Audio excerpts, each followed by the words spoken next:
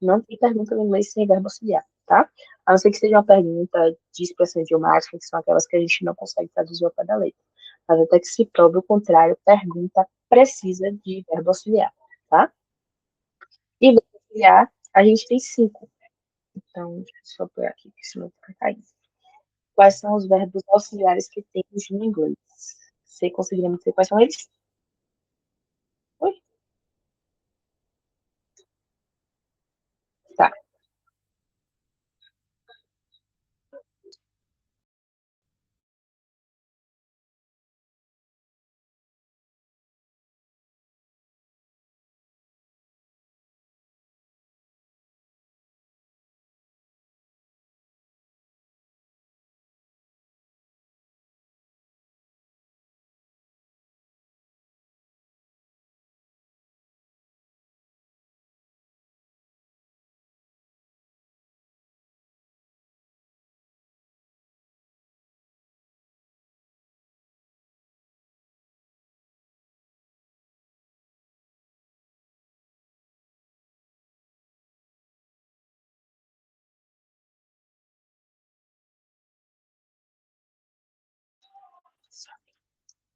Buguei. Basicamente, quais são os principais que a gente tem? Be, do, have, will e can. Por quê? Could, should, would, todos esses são verbos auxiliares, sim. Só que eles são verbos auxiliares e também modais.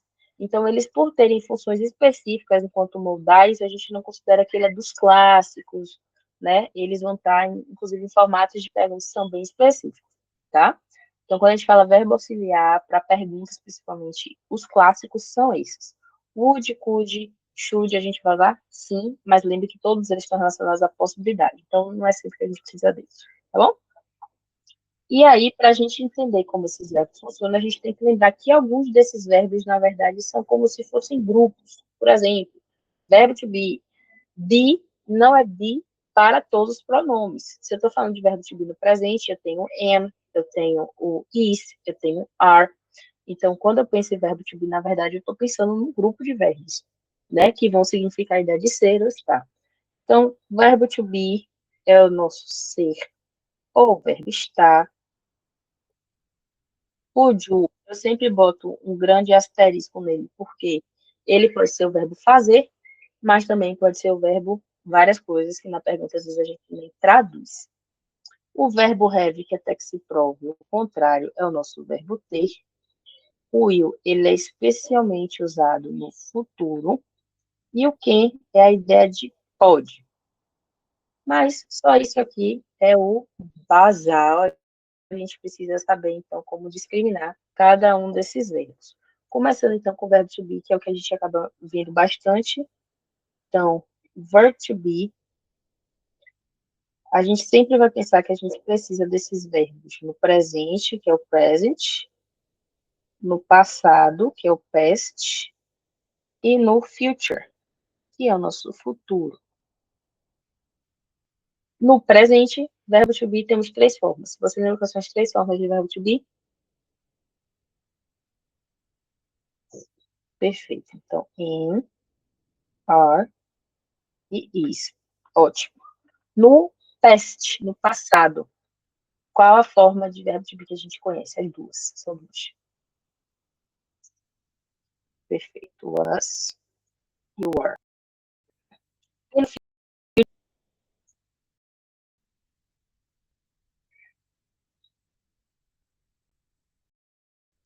No futuro, a gente vai chamar de will, mas então vai ter que colocar o be. O contexto é be. E se eu só colocar o will, eu estou dizendo que aquilo ali é futuro. Mas eu estou botando que verbo no futuro?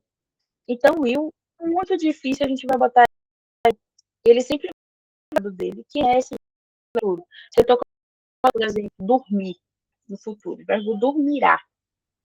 Will sleep. Ah, amará. Ah, eu amarei. Futuro. Irei amar. Vou amar. Eu estou colocando, então, o verbo amar no futuro. O verbo amar é o verbo love. E no futuro é will. Então, vai ser will love. Certo? Então, o will, ele é o verbo, como a gente tem aqui, né? Ele é o verbo de futuro, mas ele não anda sozinho. Ele só está dizendo, ó, galera, pensa que esse verbo aqui está no futuro. Mas eu tenho que dizer que verbo é esse. Tranquilo? Então, quando a gente fala aqui dos nossos auxiliares, a gente viu aqui o verbo to be, que é esse aí. Quando a gente vai falar do will, foi de futuro, eu vou botar aqui embaixo porque ele é mais tranquilo. O verbo will, então, sempre ideia de futuro. Então, no final das contas, vai ser sempre ele, mais o verbo principal. Ou seja, qual a ação que eu estou querendo colocar no futuro. Então, se eu tenho will, love, logo, eu tenho irei amar, vou amar ou amarei. Óbvio que aqui está como amarei, vou amar, pensando que eu estou falando que eu. Mas se for ela, vai amar, irá amar, amará. Sempre que a gente pensa no futuro inglês, a gente tem também essas três possibilidades. Irá alguma coisa, vai alguma coisa ou amará, né? Que aí é o próprio verbo no futuro, certo? Aqui tá falhando a caneta, amarei. Então, o verbo will, basicamente, é assim que a gente pensa nele. Dúvidas até aqui? Tranquilo? Dando para lembrar, associadas? Mas depois a gente vem para o nosso verbo have. Quando a gente fala do verbo have, o que é que a gente tem que lembrar? Have é propriamente a ideia de ter, não é a ideia de tem, porque tem é outro verbo, tá? Então, se eu estou falando assim, eu tenho have, tem um livro na mesa, outro verbo. A gente vai lembrar já já qual é ele.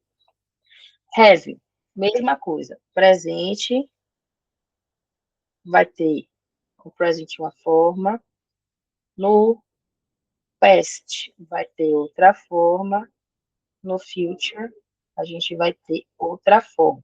Começando do future fica mais fácil, mais tranquilo. Como é que a gente bota o verbo have no futuro? Will have. Will have, perfeito. E aí vai o will have para todo mundo. Então, I will have, you will have, she will have. Então, bem tranquilo, todos os pronomes vão estar com will have. Se eu não quiser usar pronome, eu posso usar nome próprio. Vanessa terá. Vanessa will have. Rayane terá. Rayane will have. Vanessa e Rayane terão. Vanessa and Rayane will have. Tá? Sempre vai ser isso para todo mundo. No passado, a gente tem uma forma do verbo have. Que forma é essa, você lembra?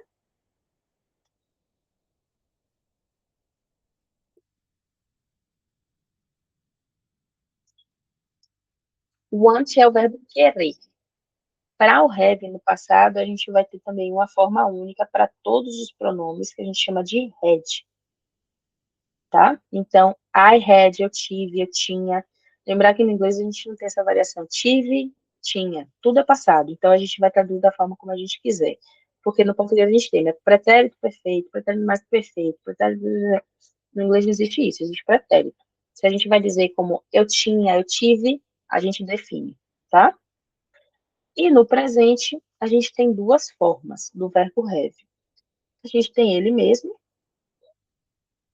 e a gente tem o has. O has a gente vai para lá para os trigêmeos. Vou botar aqui o 3 para a gente lembrar que é os trigêmeos, certo? Então, have é basicamente isso, e vamos lembrar que have é a ideia de ter.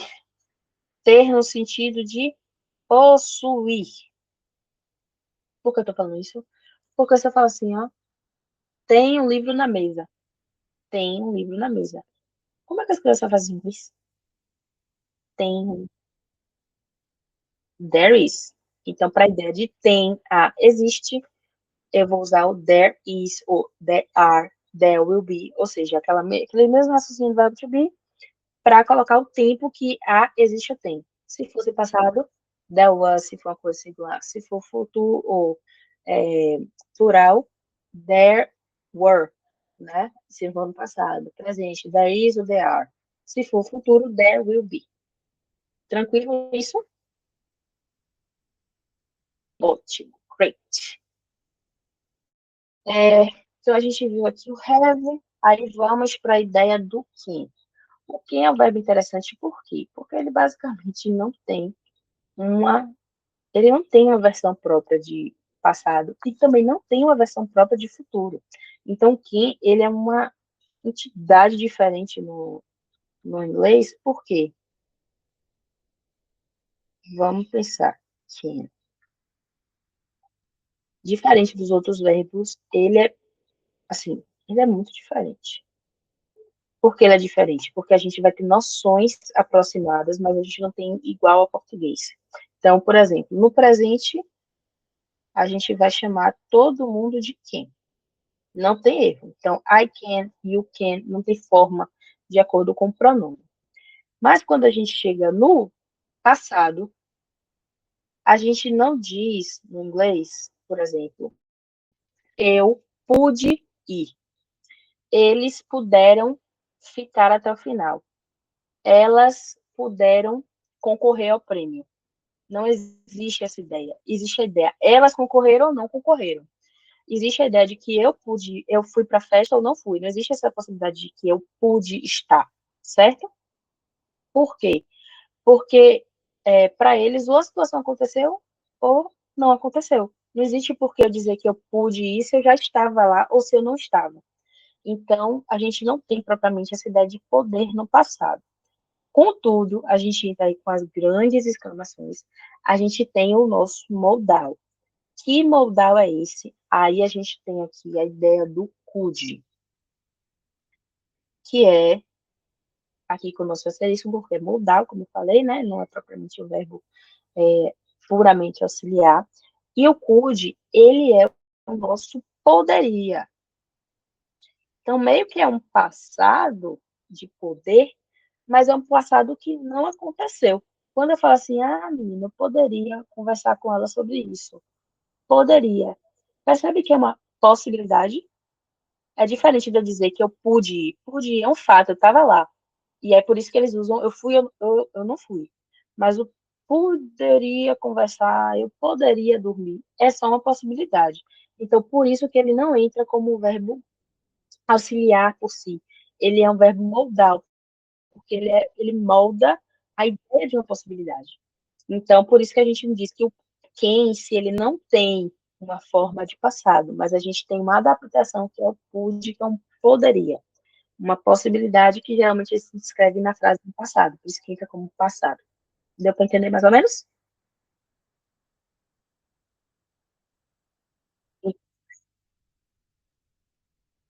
Por exemplo, vamos pensar que eu poderia dormir cedo. I could sleep early. Eu poderia dormir cedo.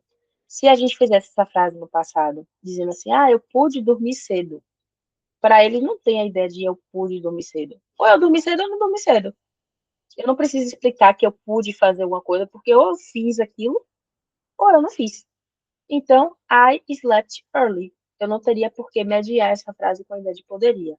Ou de posso, né? Ou, enfim, no passado. Outro exemplo. Você pode me ajudar? Can you help me?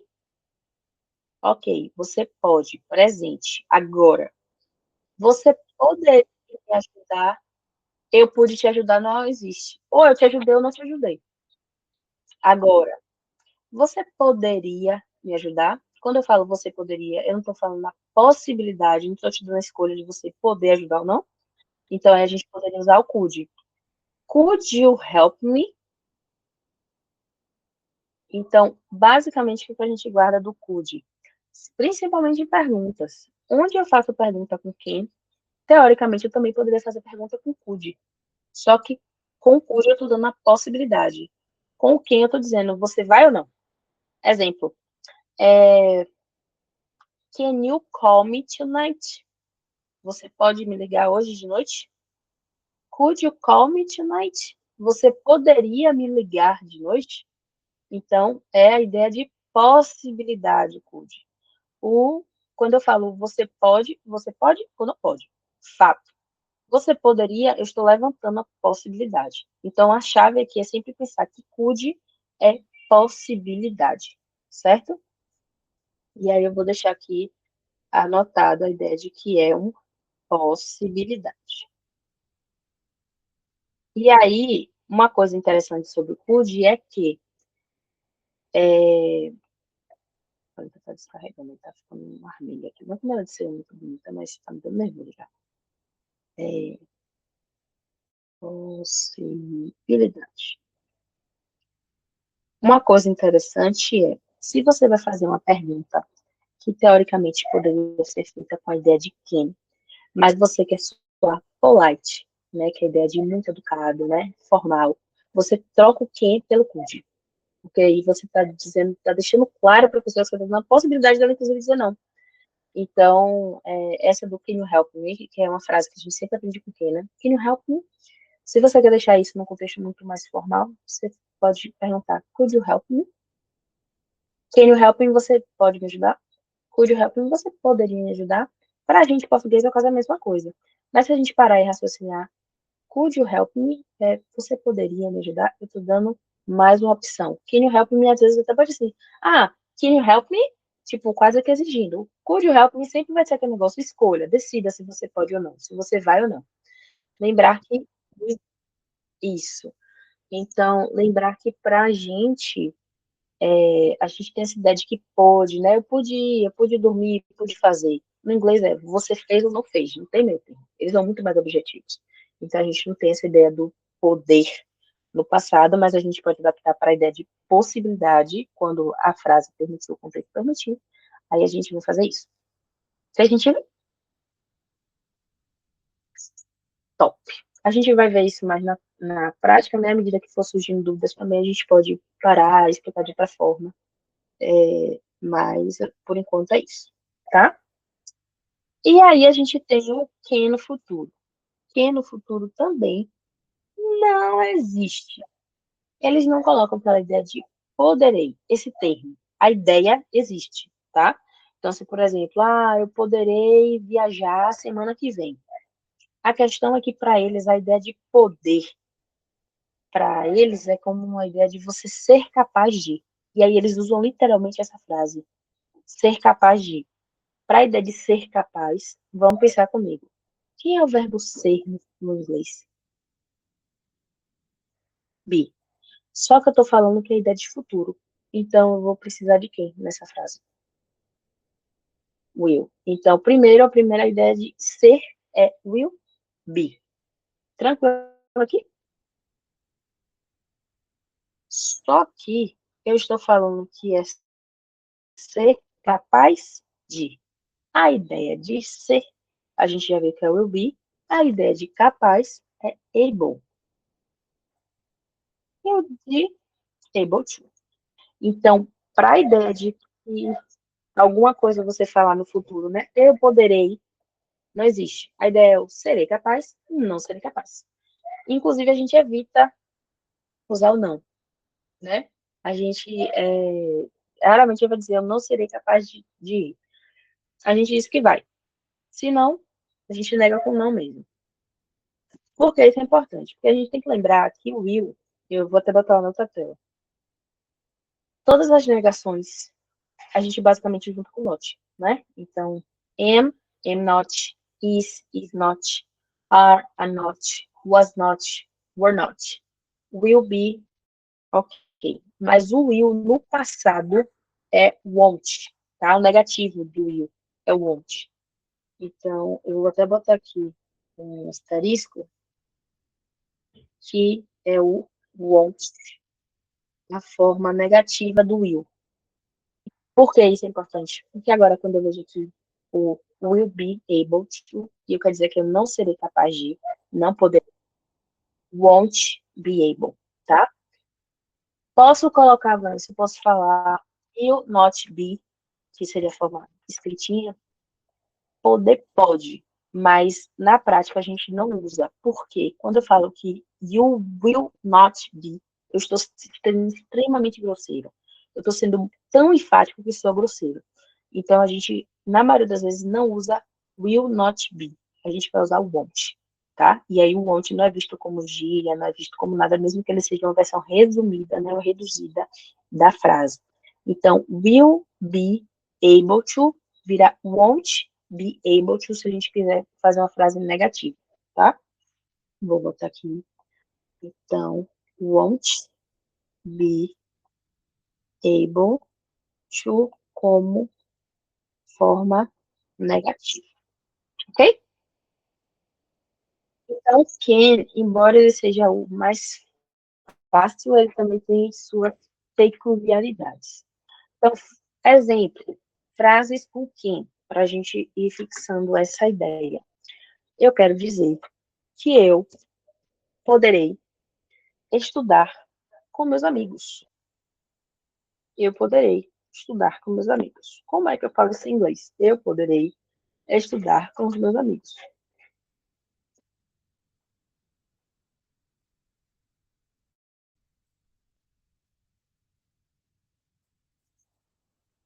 Perfeito.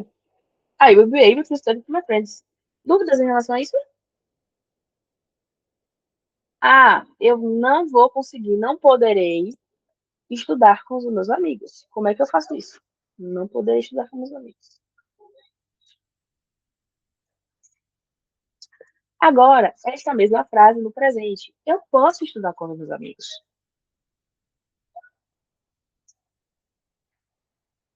Pergunta: can't you study ou can you study?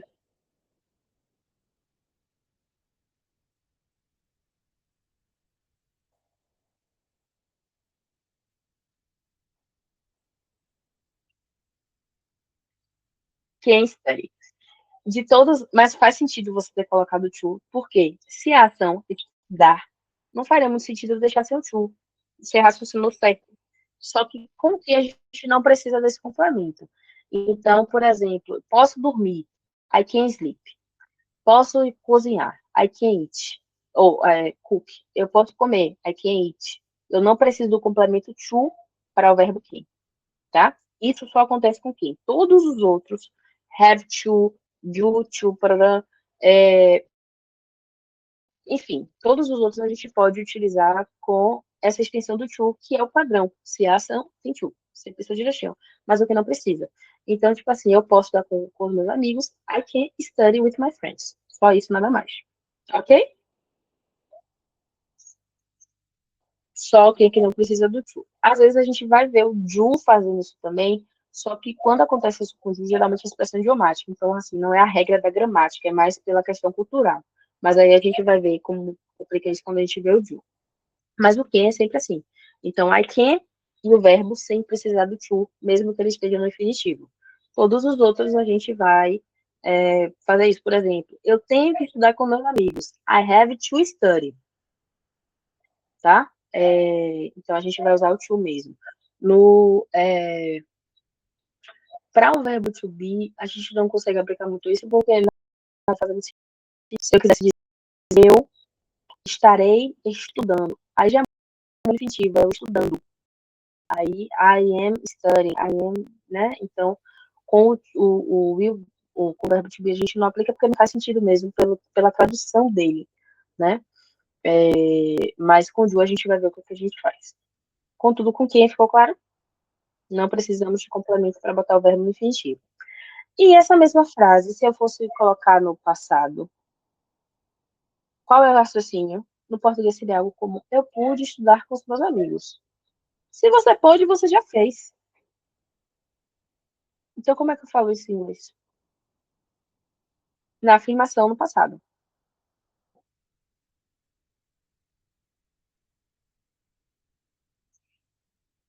Perfeito, porque é um fato. Ou eu não fiz. Não tem esse negócio de que eu pude fazer, tá? Então, perfeito, direitinho.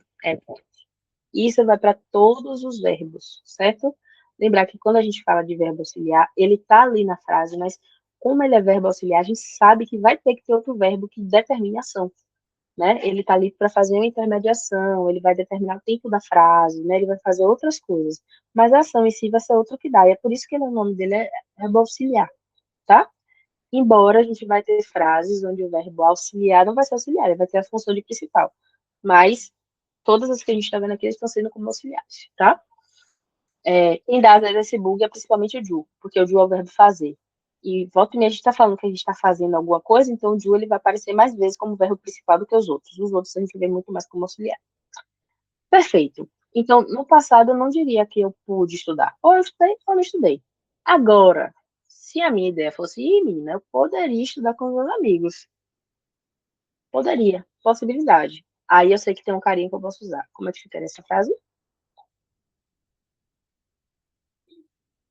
Perfeito. Tá? E lembrar que essa ideia de poderia, né? Como é, eu poderia estudar, mesma lógica. I could study. Eu não vou botar o verbo no passado, porque poderia estudar, mas o verbo estudar é presente. Então, eu poderia estudar, eu poderia dormir. I could sleep. Eu não vou botar slept, porque senão eu poderia dormido. Não faz sentido. Então, sempre o verbo no presente. Direitinho. So far, so good. Does it make sense? Faz sentido? Alright. Então, a gente já viu aqui be, have, will e can. E agora a gente vai ver ele, o homem, o mais babado de todos aqui, que é o nosso verbo Ju, tá? E aí o Ju, por que eu falo que é o mais babado? Porque ele é o que dá mais problema. Que todo mundo esquece, que todo mundo tem dúvidas de como usar, mas a gente vai ver que não é um bicho de sete cabeças, tá? Então, o verbo Ju, como a gente está vendo todos os outros, colocando aqui a cozinha para ir associando mentalmente. Ah, aqui está em rosa. Se você é uma pessoa visual, provavelmente isso aqui vai te ajudar. Mesma coisa. A gente vai ter o formato do Ju no present. A gente vai ter um formato do Ju no past. E a gente vai ter um formato do Ju no future. Aí, pergunta de US$ 1 milhão. Como é Ju no presente?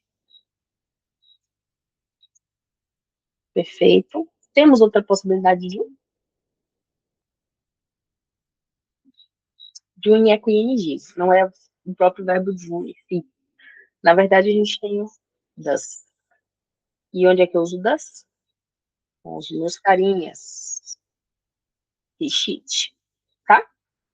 No passado, a gente só tem uma forma, graças a Deus. A gente precisa de mais complicação, que é o de excelente. E no futuro, como a gente já viu, a gente faz o quê? Recruta quem? Então, o futuro do verbo do é will do. Tranquilo, sou fácil do. Só que aí, o que é que a gente precisa lembrar do verbo do? O verbo de o primeiro é o nosso verbo coringa. Vou explicar já já de novo o que é isso. E também pode ser o verbo fazer. Então, depende do contexto para entender quando é que eu coloco ele ou não. Vamos às frases que a gente poderia ou não colocar o de.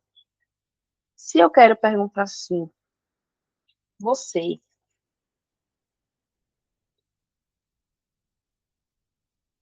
está cansada? Essa é uma frase. Ok. Se eu quero transformar isso aqui, é uma afirmação. Você está cansada. Como é que eu escrevo essa frase?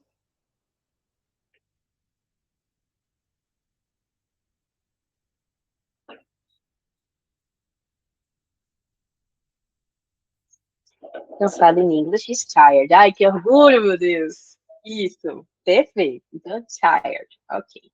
Mas se eu tenho essa mesma frase e agora eu estou fazendo uma pergunta, como é que eu elaboro essa pergunta em inglês? Toda pergunta em inglês, até que se prove o contrário. Perfeito. Então, como é que fica?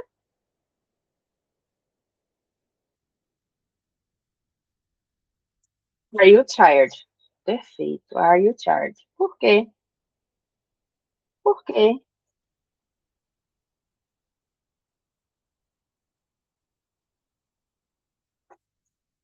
Uhum. Porque, porque a gente vai olhar para a nossa pergunta e ela vai responder. Quando eu olho você está cansada, quem é o verbo da pergunta? Você é o nosso pronome. Mas o verbo é quem? O nosso está. Está. Tired vai ser o nosso adjetivo. Só para a gente lembrar, quem é que está dando ação, né? Ou a ação ou o tempo da frase. O verbo da ação ou o tempo. Nesse caso aqui, ele está dando o tempo e também o estado, né? Está é um estado, é a ação. Você está, ou você é, né? Lembrar que verbo to be você é ou está. Então, você fala assim, ih, menina, você é cansada, né? You are tired. Não vai mudar nada. Então, eu defino qual verbo auxiliar que eu uso na minha pergunta com base no sentido da minha pergunta. Se a minha pergunta é está, quem é meu verbo estar? Verbo to be. Então, da mesma forma como eu tenho aqui na afirmação you are, eu sei que se a minha afirmação é you are child, a minha pergunta é are you? Eu só invento a posição do verbo auxiliar e do meu pronome. Ok? Vamos ver outra frase.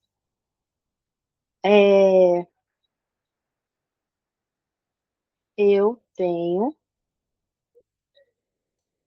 um livro. Afirmação, pergunta. Como é que fica a afirmação? Como fica a pergunta para a informação de eu tenho um livro? I have a book. Ok. E a pergunta?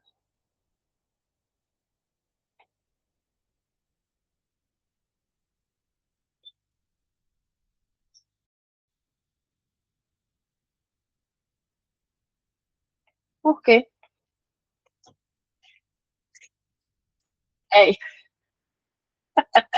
é intuitivo, é a melhor resposta. Porque, tipo assim, irmãos, eu penso em inglês, tá? Não sei por que vai ser dessa forma, mas eu sei que é assim.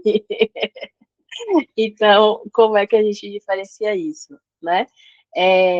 O verbo have, inclusive, ele é um dos que a gente consegue, às vezes, ter um pouco mesmo de dificuldade, justamente porque essa ideia, quando é do I have e quando é o have I alguma coisa. Porque se, vamos pensar lá, se have é verbo auxiliar, por que não usar have I a book, né? Como é que eu explico isso em inglês? Você consegue pensar em alguma coisa? Então vamos pensar juntos. E aí uma outra coisa, tá? Toda vez que a gente tiver uma frase que tenha o I, sempre a, o I vai ser maiúsculo, tá? Então, embora a gente tenha aqui o I, repare que o I eu botei aqui igualzinho. I have, I have. É o único pronome que a gente sempre escreve com letra maiúscula, tá? Então, se for I no final da frase, I é maiúsculo. Se é o I no início da frase, pergunta, pan, I. Se é no meio da frase, I também é I. Então, sempre vai ser maiúsculo. Por que agora? Porque o ego dele é muito grande. E toda vez que ele falar eu, tem brincadeira, não sei. Eu já conheço, mas na minha cabeça, tipo assim, o ego é tão grande que. Ui, meu Deus do céu, né? É mais difícil. Mas na minha cabeça isso fez totalmente sentido e eu abracei essa ideia, tá? É, ó, apoiando minhas loucuras. Aí vamos lá. No inglês, poderia existir a ideia de have I a book? Gramaticalmente existe. Mas quando é que a gente diferencia isso? Vamos pensar o seguinte: quando eu falo que eu possuo um livro, a informação do eu possuo um livro, eu tenho have como possuir, ter, isso. Esse que eu falo sobre ter posse sobre alguma coisa, é como se eu tivesse a posse sobre um objeto. E o have, quando eu falo have, é como se eu abraçasse a ideia daquele objeto. Então, é como se eu estivesse falando de uma coisa distante que eu tenho, outra coisa seria como se eu fosse aquela coisa. O have é um ter como se eu fosse o dono, o proprietário e etc. Quando eu faço a pergunta usando have, como é que eu vou perguntar se eu tenho um objeto? Porque um objeto não sou eu. Eu possuo um objeto, eu tenho um objeto. Então, muito comum que a gente tenha essa ideia de que você possua uma coisa, um objeto, mas repare que não é eu. Eu possuo uma coisa, uma terceira coisa, né? Uma coisa que é fora de mim. Por conta disso, a gente usa o do para apoiar esse have, porque nas perguntas o have ele vira um verbo principal, ele deixa de ser um verbo auxiliar. Então, raramente vai ser as vezes que a gente vai ter o have I alguma coisa. quando tem um have I alguma coisa, vai ser provavelmente eu fazendo ação. Exemplo, eu tenho feito a pergunta, eu tenho feito uma pergunta, esse eu tenho, tá claro, eu tenho feito, então eu estou colocando como a pessoa que é dona daquela ação. E aí, por conta disso, seria have I made a question, né? Mas quando eu falo assim, eu tenho um livro não sou eu, é uma coisa que eu possuo. Um carro é uma coisa que eu possuo, não sou eu. Então, o have a gente vai usar muito mais para pergunta quando eu estou praticando aquilo. Have I made a question? Have I slept early? Have a trip? Inclusive, eu posso usar have com have. Have to. Aí o have, ele faz uma dúvida assim na cabeça. Isso, isso, exatamente. Então, é, basicamente, a gente consegue criar essa definição. Isso é mais o inglês no sentido da gramática, né? Porque é como se a gente usasse do, alguma coisa have, quando eu tenho o do como auxiliar, o have como a ideia de ter e algum complemento. Para ser have como verbo auxiliar, é eu, o pronome, fazendo aquela ação. É uma coisa meio complexa, não faz muito sentido. Inclusive, a ideia de usar have, I, have, has she, have he, a gente chama isso de present perfect, que não é nem o tipo de presente que a gente usa muito. Então, a gente vai sempre adotar essa ideia do do I have, e eu complemento a frase, tá? Deu para entender mais ou menos? Na prática é mais fácil do que parece. Quando é que a gente vai usar o do I have? Eu fiz alguma coisa. Eu tenho alguma coisa. Então, aqui, quando eu tenho que eu tenho um livro, eu estou possuindo um complemento. O livro é meu complemento. O livro não sou eu. Exato. Isso. Então, até porque essa forma de usar o have I e aí a gente complementar é muito do inglês britânico, não é muito do inglês americano. E como eu falei, sou extremamente formal. Se você for pegar um livro de Shakespeare, tipo, textos originais, você vai achar esse have I, has she, tarará, tarará, had, blá, blá, blá. Quando a gente traz nas adaptações mais contemporâneas, já não existe mais isso. Você vai ver lá, you have, tarará, tarará. Então, por exemplo, a afirmação, eu tenho tempo, eu possuo tempo. I have time. Pergunta, do I have time? Porque tempo é uma coisa fora de mim. Então, é um complemento na frase. Ah, eu tenho carro. I have a car. Ok. Mas um carro não sou eu. Então, a pergunta, do I have? Então, é um complemento. Acho que você ia raciocinar como.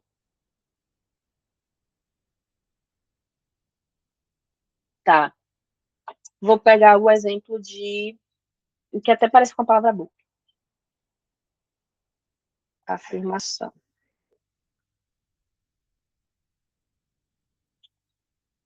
Eu fiz uma reserva. I have a booking.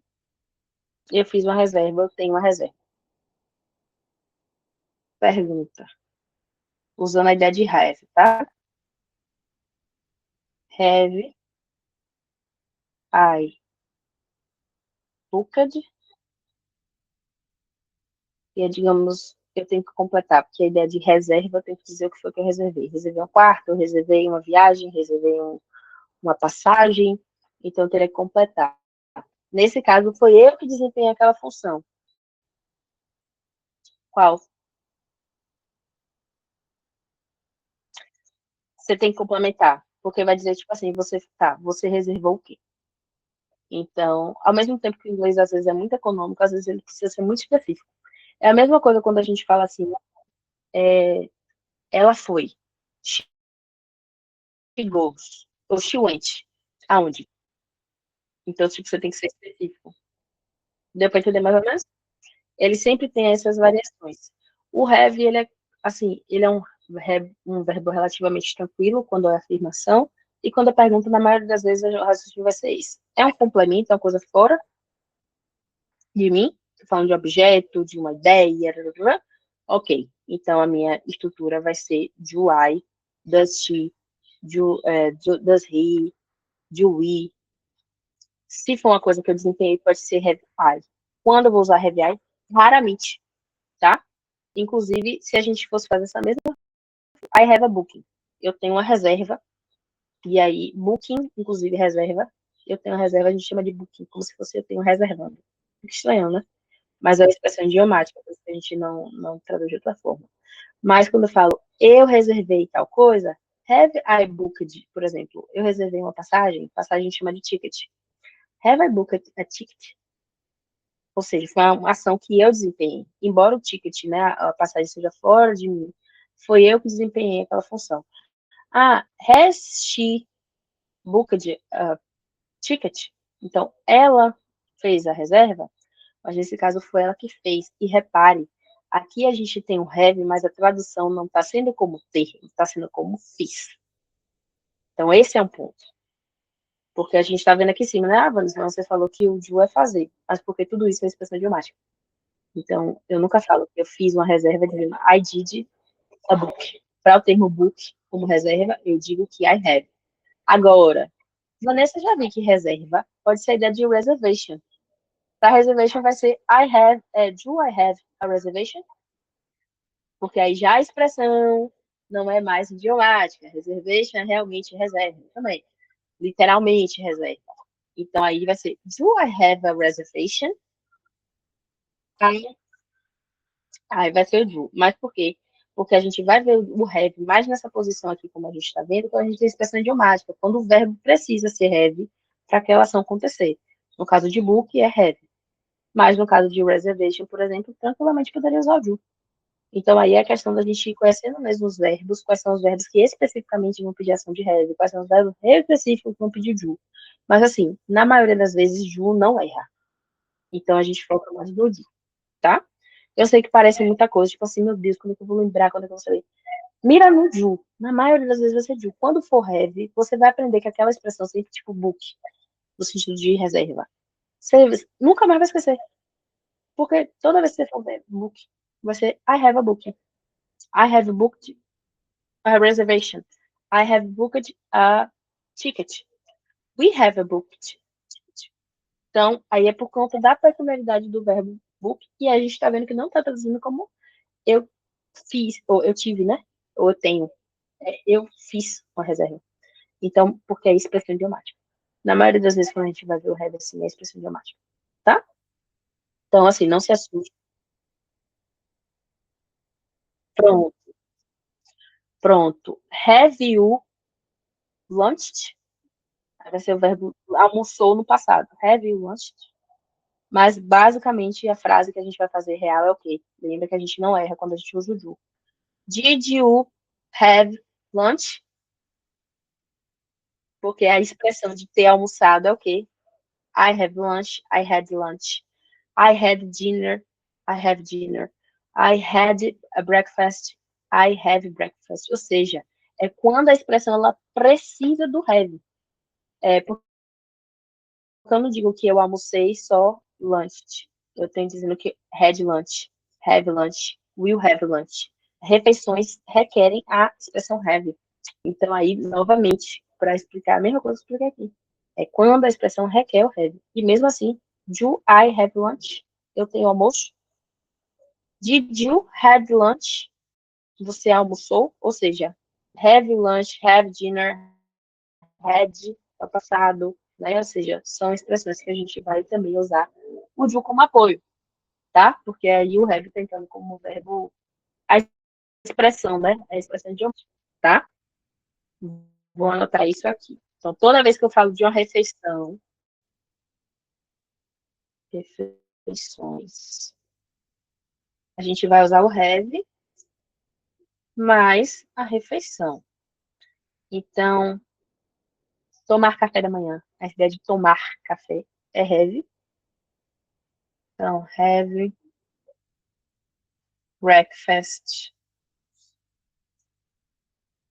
Se for que eu tive café da manhã, ou eu tomei café da manhã. Seja tive ou tomei, que a gente chama de eu tomei café da manhã, a gente não fala de eu tenho café da manhã, ou eu tive café da manhã. A gente diz que tomou ou não tomou. Então, aí é porque a gente traduz dessa forma, tá? Não porque no inglês seja assim. Mas se for passado, mesma coisa. I had breakfast. Eu comi o café da manhã, eu tive café da manhã. Futuro, breakfast. Eu vou tomar café da manhã. Will have breakfast. Mas novamente por quê? Porque para a gente falar de qualquer refeição, a gente vai usar o have mais a refeição. Se a refeição da gente for almoço, que é lunch, como é que eu digo que eu almocei? I had lunch. Inclusive, não precisa de complementos, tá? Nesse caso aqui não precisa. I had a lunch. I had lunch. I had breakfast. I had dinner. Para refeições. Refeições especificamente. Então, a gente não vai eu colocar como have a breakfast. A gente vai dizer que had breakfast. Ou have, ou will have. Lunch equals. São três refeições, né? Então, lunch, almoço. E dinner, jantar. Subir a ladeira do Pelô aqui agora. Vista, né? Meu Deus do céu. Dinner. Então, I had lunch, então, quer dizer que eu almocei, né? Ou seja, é a expressão de almoçar no passado. Se eu quero dizer que eu almoço, presente.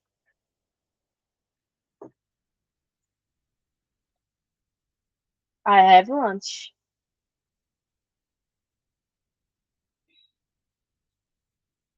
Aí aqui a gente bota presente, tem que botar o A. No have, tá? Presente, só presente. Futuro. I will. Não precisa mais de complemento de novo. Isso. É isso, é uma coisa que você só, tipo assim, só vendo, só sendo exposto para você entender como funciona. Mas também, uma vez que você vê, nunca vai ser diferente disso aqui.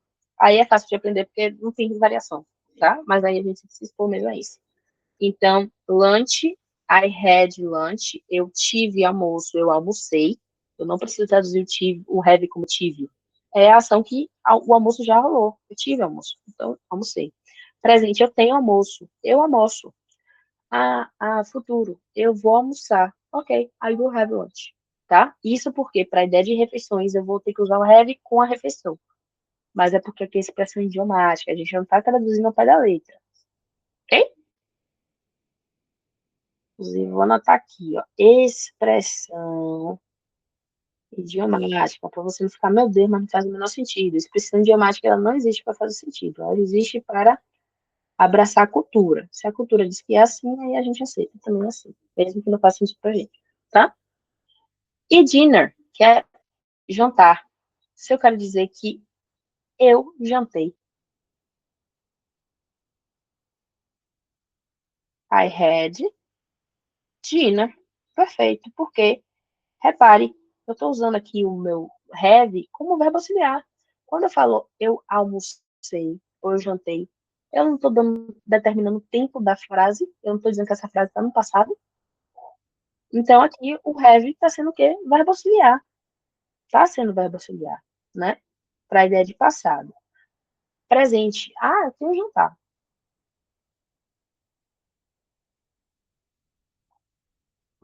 I have a dinner.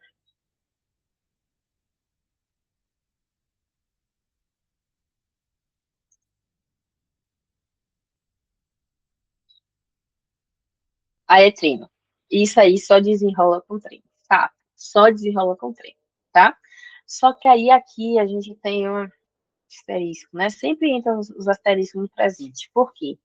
Eu poderia dizer I have dinner, I have a dinner. Qual a diferença de eu ter a dinner e I have dinner?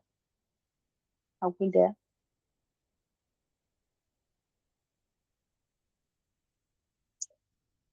Vamos aqui. Na verdade, qual é a diferença? Quando eu falo I have dinner, eu estou dizendo que eu tenho a refeição. Então, por exemplo, cheguei em casa, eu tenho ali sei lá, um risoto pronto para comer. I have dinner. Eu tenho um jantar. Agora, se eu chego e falo assim, I have a dinner, aí eu tô falando do jantar como evento. Marquei com os amigos, e aí eu tenho um jantar para participar. Eu não tô falando da refeição, eu tô falando do evento jantar. Parar para sentar para comer. Então, eu não tô falando aqui da comida, eu tenho o momento de jantar. Então, quando eu falo assim, I have a dinner, é a mesma coisa de eu dizer, por exemplo, I have a meeting, I have a date. Porque eu estou falando do evento jantar, eu não estou falando da refeição. Isso. Então, é a experiência de jantar. Tipo assim, ah, não, marquei um jantar com os amigos. E isso é I have a dinner. Ou seja, eu tenho um evento. Quando eu falo I have dinner, eu estou falando que eu tenho a comida. Ou seja, tá pronta. É para comer, tá? A mesma coisa poderia se aplicar aqui com I have a lunch. Eu posso dizer que eu tenho um almoço para ir. Sabe aquele negócio assim, ah, domingo eu tenho um almoço para ir? Isso é o I have a lunch. Agora, I have a lunch, tipo, minha marmita tá aqui comigo. Eu tô falando da comida, tá? Então, isso vai se estender para a mesma coisa. Se a gente quisesse colocar aqui, ó, I have a breakfast. Eu tenho o evento café da manhã. Ah, vai ter o café da manhã da minha tia, do aniversário dela. I have a breakfast. Agora eu tenho a refeição, eu tenho aqui cuscuz, eu tenho pão com ovo, eu tenho o misto. I have breakfast, tá? Ou é o fato de eu estar comendo aquilo, comendo a refeição. Tipo, ah, tomei café. I had breakfast. Ok? Então, a para refeições pode representar a experiência de comer aquilo, não necessariamente você ter a comida, a experiência de jantar, a experiência de tomar café, a experiência de almoçar, ok? É tipo assim, você provavelmente teve tá associado à experiência, então é realmente essa ideia de teve um momento para parar, para comer, é diferente da refeição em si, a comida, propriamente, né? Tipo assim, ah, tenho aqui arroz e feijão para comer agora, no meu almoço. Então, isso é I have a lunch. Eu tenho a comida, a refeição. Isso, pronto. Se essa forma você conseguir associar, perfeito. Excelente. Sempre ache assim, quando você estiver vendo uma coisa pela primeira vez, tipo, como é que eu consigo associar isso aqui de uma forma? Geralmente isso funciona, porque aí é uma forma que a gente não esquece mais, tá? Mas pense assim, quando eu aprendi isso aqui, eu sempre pensava assim, ah, domingo, depois da igreja, sempre tinha um almoço na casa de alguém. Aí eu pensava assim, ah, tem a comida na casa de Cris, com uma amiga minha. Aí eu dizia, I have a lunch with Chris. Então, na minha cabeça, eu tenho um almoço. É um almoço para ir. Agora, tem o feijãozinho e arroz aqui comigo, minha marmita do dia. I have lunch. Eu tenho comida. Só que a comida é do horário do almoço. Então, se eu tenho a comida no horário do café, I have breakfast. Se é comida na hora do almoço, I have lunch. Se é comida na hora do jantar, I have dinner. Agora, eu tenho que ir para um almoço. I have a lunch. Eu tenho que ir para o jantar. I have a dinner. Ah, eu tenho que ir para um café da manhã. Café da manhã do aniversário da minha amiga. I have a breakfast. Ou seja, se eu tenho um encontro, uma coisa marcada, é o a, porque eu estou falando como evento. Isso confunde um pouquinho, mas é porque, na verdade, quando a gente fala disso, né, é a experiência, né? Tipo, eu tenho o almoço para ir, eu tenho um jantar para ir, eu tenho um café da manhã para ir. Então, se eu estou me deslocando para aquele momento que eu chamo de café da manhã, para aquele momento que eu chamo de almoço ou jantar, aquele compromisso social, então eu tenho alguma coisa. Agora, se é realmente a comida, dinner, breakfast e lunch. Assistiu? Ok. Graças a Deus, estava pensando aqui, meu Deus, eu não consigo estudar de outra forma. Cadê? Pronto. Então, aqui a gente viu, né, essa ideia do have com muitos asteriscos, porque a gente já viu que have tem as suas peculiaridades, que a gente tem o have. Então, aqui eu tenho a ideia de ter, possuir, have, também tem o have, mas se eu estou possuindo um complemento, não é uma coisa fora de mim, uma coisa que eu não fiz, então vai ser do I have. Né? Então, do I have a car? Do I have a book? Do I have a meeting? Do I have uh, uh, trip, to go.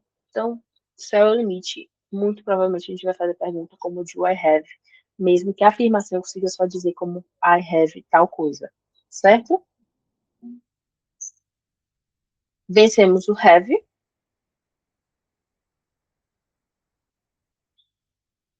Então, aí a gente tem outra frase. Vamos lá, frase, afirmação.